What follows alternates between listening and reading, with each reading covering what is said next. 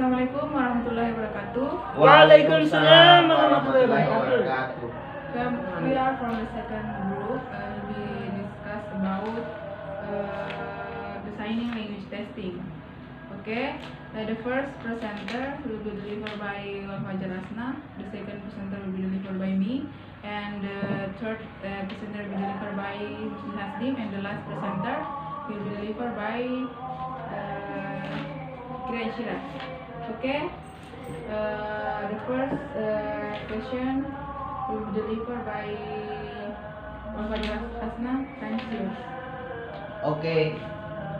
The first question is, before designing tests, there are at least 5 fundamental questions need to be answered. What questions are they? Also, explain how you know about the question. Based on the book, the answer for the first question is, what is the purpose of the test? Why I am creating this test, or why was it created by someone else?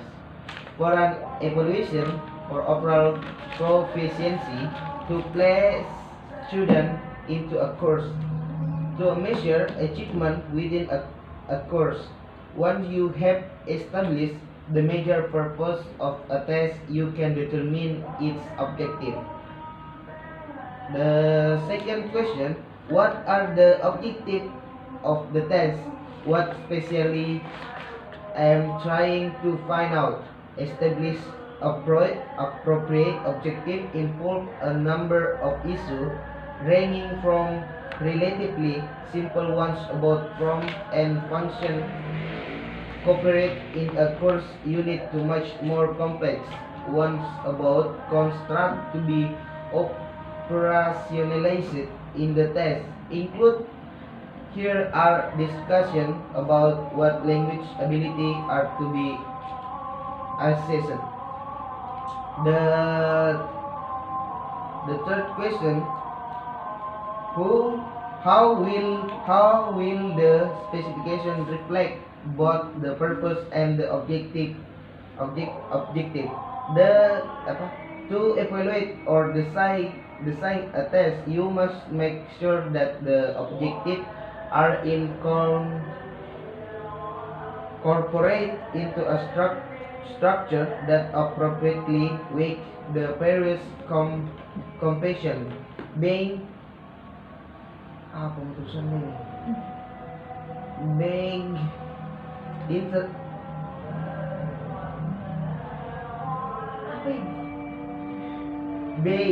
these first 3 questions all center in one way or another on the principle of validity. For the fourth question, how will the test tasks be selected and the separated item arranged? The tasks that the test takers must perform need to be practical in the ways defined in the previous chapter. They should also achieve content validity by presenting tasks that mirror those of the course being executed. Further, they should be able to be evaluated reliable by the teacher or scorer. The task team themselves should strive for authenticity, and the progression of tasks ought to be braced for best performance. The last question, what kind of scoring, grading, and or feedback is expected? Tests vary in the form and function of feedback depending on their purpose. For every test, the way results are reported is an important consideration. Under some circumstances,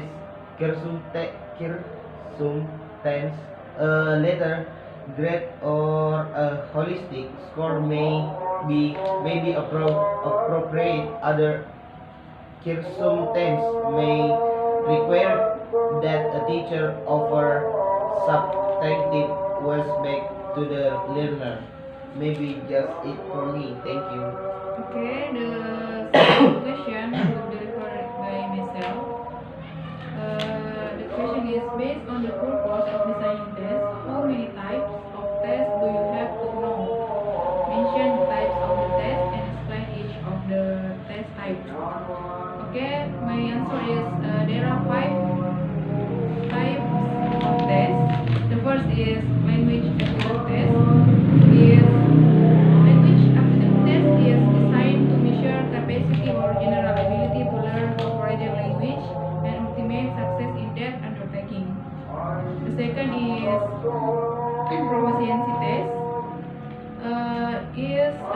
Proficiency test is not limited to any one course, curriculum or single skill in the language.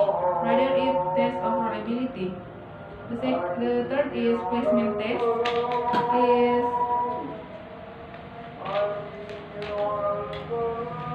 Is a time proficiency test can act in the role of placement test, the purpose of which is place a student into a particular level or section of a language curriculum or school.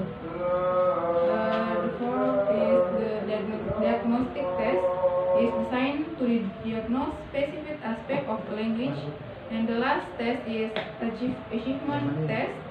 Achievement test is related directly to classroom lessons, units, or even a total curriculum. I think that's it for the answer. Okay, the third presenter will be delivered by Mr. Hasti. Okay, thank you for the moderator. Mana tadi nom? Sampai. Soal. Okay, I will answer number 3. Then the question is, in the saying effective test, we need to do some practical steps. What steps are they? Mention the step and explain each step in detail. Okay. There are 4 steps. Some practical steps to the set construction. There are 4 steps. The first step is assessing clear and unambiguous objective.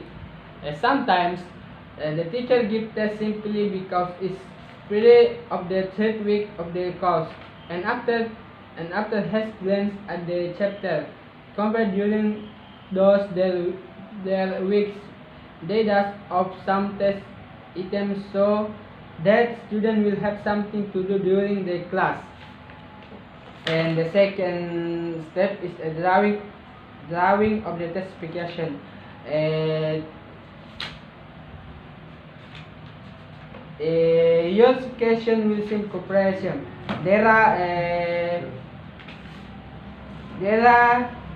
3 points in drawing of the test specification. The first point is about on length of the test, and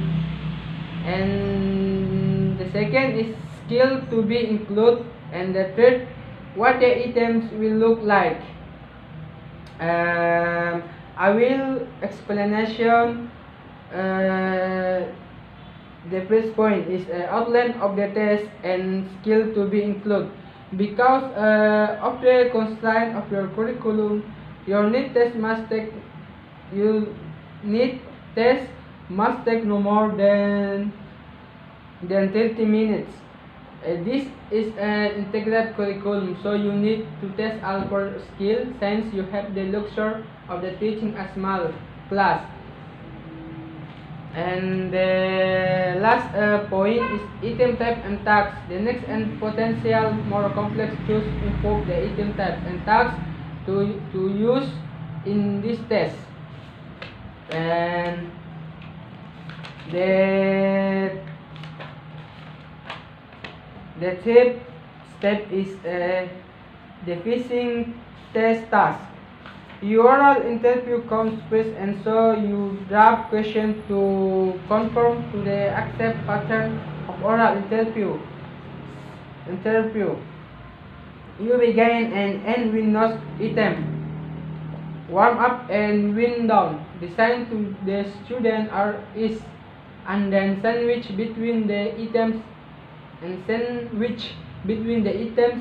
to the sandwich, not sandwich, but between the items instead to test the objective or level check and a little beyond probe. And the next the next step is design multiple choice test items. There are in the sample HM there's above 2 of the 5 components, but of the listening section specific multiple choice format for items. This was a bold step to take. Multiple choice items, which may appear to be the simplest kind of item to construct, are extremely difficult to design correctly. House caution against a number of weaknesses of multiple choice items. The first is the technique tests only the cognitive knowledge. Guessing may have a considerable effect on test score. The technique several restrict what can be tested. For it is very difficult to write successful items. 5. Washback may be harmful. 6. Cheating may be facilitated. Maybe just it from me. Okay, thank you. Okay, next, Gracie. I will answer about number 4. My question, as we design tests, we must get as well as give feedback.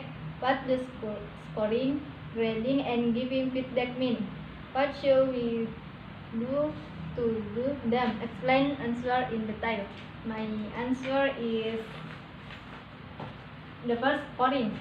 Scoring, as you design a classroom test, you must consider how the test will be scored and graded. Your scoring plan reflects the relative weight that you place on each section and item in each section.